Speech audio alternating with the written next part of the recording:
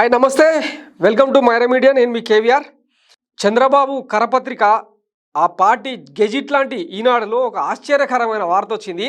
అది ఇప్పుడు సంచలనంగా మారిందనమాట. ఏంటంటే ఏపీ హైకోర్టులో అత్యధికంగా కోర్టు గదులు కొరత. అమరావతి అనే రాజధానిలో హైకోర్టును నిర్మించిండు ఆయన. తాత్కాలిక హైకోర్టా, అది పూర్తిస్థాయి హైకోర్టా, వాళ్ళకే క్లారిటీ లేదు. నీళ్లు గారే సెక్రటేరియటు, చక్కగా రోడ్లు లేని సచివాలయం, ఇవన్నీ ఆంధ్రప్రదేశ్ ప్రజల కళ్ళ ముందర ఉన్నాయి. ఇప్పుడు తాజాగా ఏంటంటే ఒక నివేదిక వచ్చిందంట. దేశంలో హైకోర్టులో అత్యధికంగా కోర్టు గదుల కొరత ఆంధ్రప్రదేశ్ హైకోర్టులో ఉన్నట్టు స్టేట్ ఆఫ్ ది జ్యుడిషియరీ నివేదిక వెల్లడించింది. 2022 నవంబర్ నాటికి న్యాయ వ్యవస్థలో అందుబాటులో ఉన్న మౌలిక వసతులు, బడ్జెటింగ్, మానవ వనరులు, ఆధునిక సాంకేతికత గురించి సుప్రీంకోర్టు ఆధ్వర్యంలోని పరిశోధన ప్రణాళిక విభాగం విడుదల చేసిన నివేదిక ద్వారా ఈ విషయం వెలుగులోకి వచ్చింది.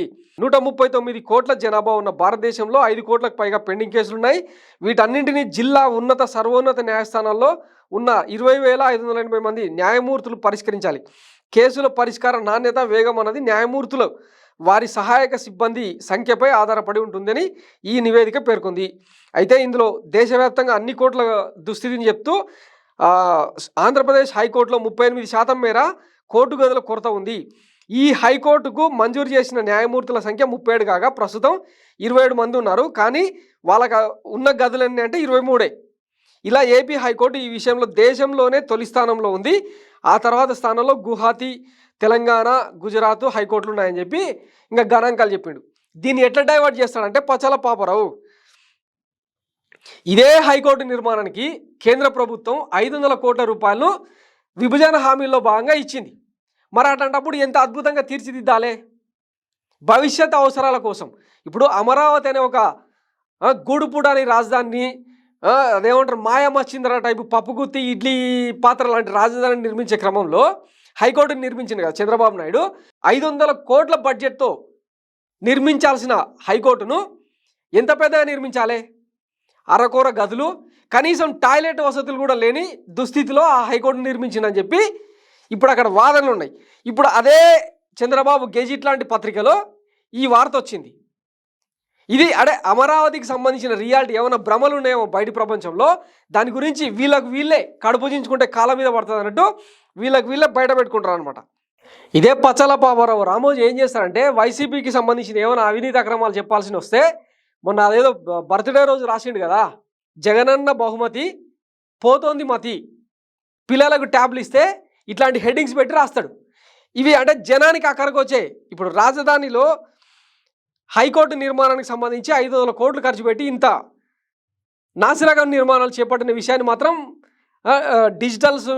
డిజిట్స్ మెన్షన్ చేస్తూ, బొమ్మలు వేస్తూ, నీళ్లు గారుతున్న ఆ సెక్రటేరియట్ బిల్డింగ్లు వేస్తూ ఇవి చెప్పడనమాట. ఎంతసేపు పెద్దలు, గద్దలు, రాజుగారి బామ్మర్ది, భూబకాసుడు, ఈ టైప్ ఆఫ్ హెడ్డింగ్స్ పెట్టి వార్తలు వండి వారుస్తుంటారు అనమాట. అందుకే పచ్చల పాపారావుని ఈ రకంగా వేసుకునేది అనమాట. ఓ గుడ్ విజనరీ అనడానికి హైకోర్టు నిర్మించడంతోన ఇంతకంటే బెస్ట్ ఎగ్జాంపుల్ అవసరం లేదనమాట. అమరావతిలో అంతర్జాతీయ స్థాయిలో హైకోర్టు కట్టాం అని డబ్బాలు కొట్టుకుంటూ సిగ్గు లేకుండా చంద్రబాబు, టీడీపీ నుండి అనేక మంది చాలాసార్లు మాట్లాడారు. గతంలో 4 ఏళ్ల క్రితం కట్టిన ఈ బిల్డింగ్లో కనీసం సరిపడా కోర్టు హాల్స్ లేవు. 37 మంది న్యాయమూర్తులకు కేటాయింపు ఉన్నది. 23 చంద్రబాబు లక్కీ నెంబర్. ఇంకోసారి ఎవడైనా అమరావతిలో అన్నీ ఉన్నాయంటే ఇది చూపించండి అని చెప్పి ట్రోల్ చేస్తున్నారు అనమాట వైసీపీ వాళ్ళు. ఇందుకే వైఎస్ జగన్ అధికారంలోకి వచ్చినాక 2019లో న్యాయ రాజధానిని ఎక్కడ కట్టాలనే దాని మీద ఇంకా సందిగ్ధం నెలకొనడానికి కారణం ఏంటంటే కరకట్ట పక్కన కృష్ణానది ఒడ్డున రాజధాని నిర్మాణం సరైంది కాదు అని శివరామకృష్ణన్ కమిటీ ఒకసారి నివేదిక ఇచ్చింది. ఎందుకంటే అది నదికి దగ్గరగా ఉంటుంది. ఒకవేళ ముంపు కనుక వస్తే అమరావతి అనే ప్రాంతం నీట మునుగుతుంది, రాజధాని నిర్మాణానికి శ్రేయస్కరం కాదు, వేరే ప్లేసులను పెట్టండి, లేదంటే డీసెంట్రలైజ్ చేసి న్యాయ రాజధాని ఒక చోట, అడ్మినిస్ట్రేషన్ ఒక చోట, శాసన రాజధాని ఒక చోట, ఇట్లా 3 భాగాలుగా చేస్తే బాగుంటుందని చెప్పి చాలామంది నిపుణులు చెప్పారు. దాన్నే ఇప్పుడు వైఎస్ జగన్ ఫాలో అవుతున్నారు. వైజాగ్లో అడ్మినిస్ట్రేషన్, అమరావతిలో శాసన రాజధాని, రాయలసీమలో న్యాయశాఖకు సంబంధించిన రాజధాని నిర్మించే క్రమంలో కాస్త డిలే అవ్వచ్చేమో కానీ ఖచ్చితంగా అయితే కడతారు కదా. ఇప్పుడు వైజాగ్లో జరుగుతున్న అడ్మినిస్ట్రేషన్ సెక్రటేరియట్ బిల్డింగ్లు ఇవన్నీ నిర్మాణం అవుతున్నాయి కదా, ఇవన్నీ కళ్ళకు కనపడతలేవా? ఎప్పుడు చూడు భజన రాద్ధాంతం ఇవి తప్పిస్తే బయటి ప్రపంచానికి అంటే పచ్చ మీడియా ఉంది, పచ్చ సోషల్ మీడియాలు ఉన్నాయి, ఇక వాటిలో ఏం రాసినా కూడా చెల్లుబాటు అవుతుంది అనుకుంటే ఎట్లా?